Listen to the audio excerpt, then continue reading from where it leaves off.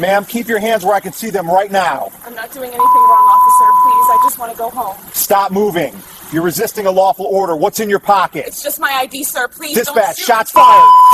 Suspect down. Send medical now. Imagine a life full of promise, cut short in the blink of an eye. That's the story of Aaliyah Johnson, a vibrant young woman whose dreams were stolen from her. But this isn't just another tragedy. This is a story of a fight for justice, fueled by shocking body cam footage that exposed a truth someone desperately wanted to keep hidden. Are you ready to see what really happened? Before we get started, where are you tuning in from? Drop your country or state in the comments. And hey, if you haven't hit that subscribe button yet, now's the time, because what's about to happen next will leave you speechless, and you won't want to miss stories like this. Aaliyah Johnson was 22 years old. She lived in Atlanta, Georgia. She had a bright smile, a contagious laugh, and plans, big plans. She was studying to be a teacher, hoping to inspire young minds and make a difference in her community. She worked part-time at a local bookstore, surrounded by stories she loved. Aaliyah was the kind of person who lit up a room.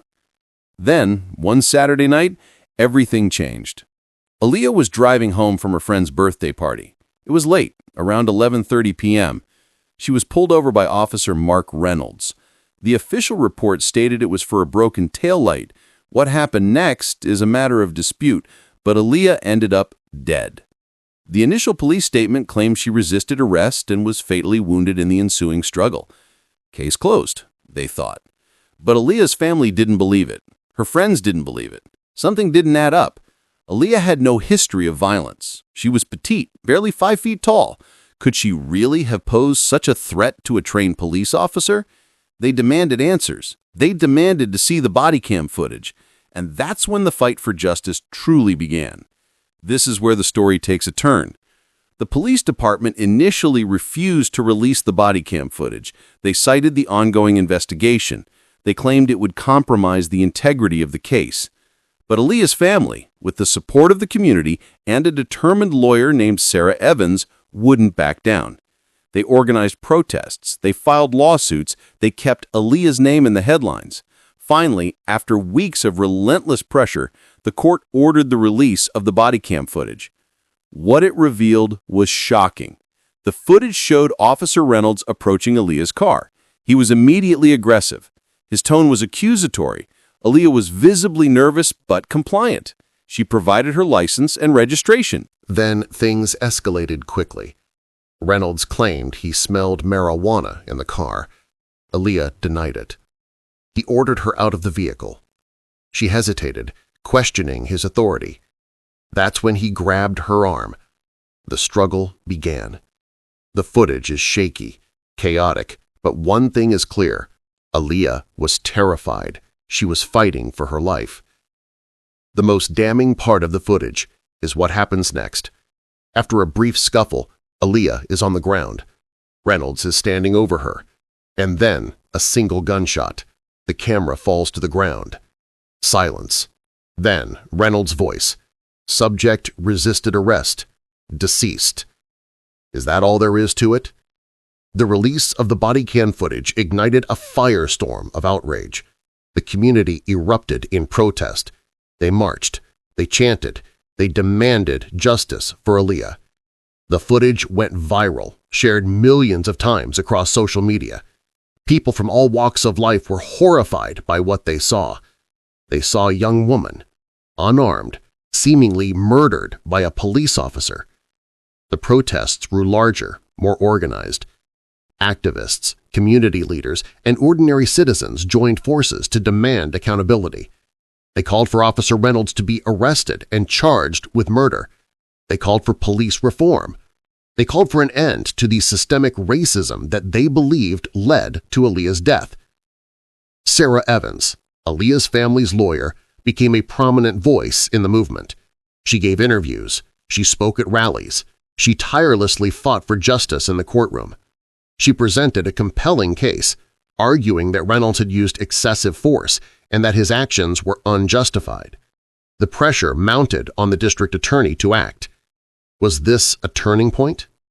The trial of Officer Mark Reynolds was a media circus. Every major news outlet covered the proceedings. The courtroom was packed with Aaliyah's family, friends, and supporters. The atmosphere was tense, emotional. The prosecution presented a strong case, using the Bodycam footage as their primary evidence. They called expert witnesses who testified that Reynolds' use of force was excessive and unnecessary. Reynolds' defense team argued that he acted in self-defense. They claimed Aaliyah was high on drugs and posed a threat to his safety. They tried to discredit the Bodycam footage, arguing that it was incomplete and misleading.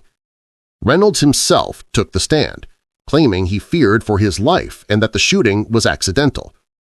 However, cracks started appearing in Reynolds' story.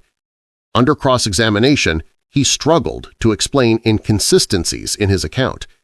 Witnesses testified that he had a history of aggressive behavior and racial bias. The jury listened intently, their faces etched with concern. What would their verdict be? After days of deliberation, the jury reached a verdict: guilty. Officer Mark Reynolds was found guilty of manslaughter. The courtroom erupted in cheers and tears. Aaliyah's family embraced, finally feeling a sense of justice. But the victory was bittersweet. It wouldn't bring Aaliyah back. The sentencing hearing was equally emotional. Aaliyah's mother gave a powerful victim impact statement, describing the devastating loss of her daughter. She spoke of Aaliyah's dreams, her kindness, her potential. She demanded that Reynolds be held accountable for his actions. The judge sentenced Reynolds to 15 years in prison. It wasn't the maximum sentence, but it was a significant punishment.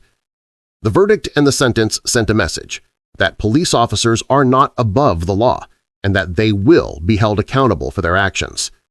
But what next? Aaliyah's death sparked a national conversation about police brutality and racial injustice. Her name became a rallying cry for reform. Activists and lawmakers began pushing for changes in police training, policies, and accountability measures. Bodycams became more widely used, providing a crucial tool for accountability. But the fight for justice is far from over. Aaliyah's legacy lives on in the countless people who are working to create a more just and equitable society. Her story serves as a reminder of the urgent need for change and the power of community to demand it. She may be gone, but her spirit continues to inspire hope and action. This is Aaliyah's legacy. What do you think about the Bodycam footage? Do you believe justice was served in Aaliyah's case? Share your thoughts in the comments below. And if you want to see more stories like this, don't forget to like this video and subscribe to our channel. Let's keep the conversation going.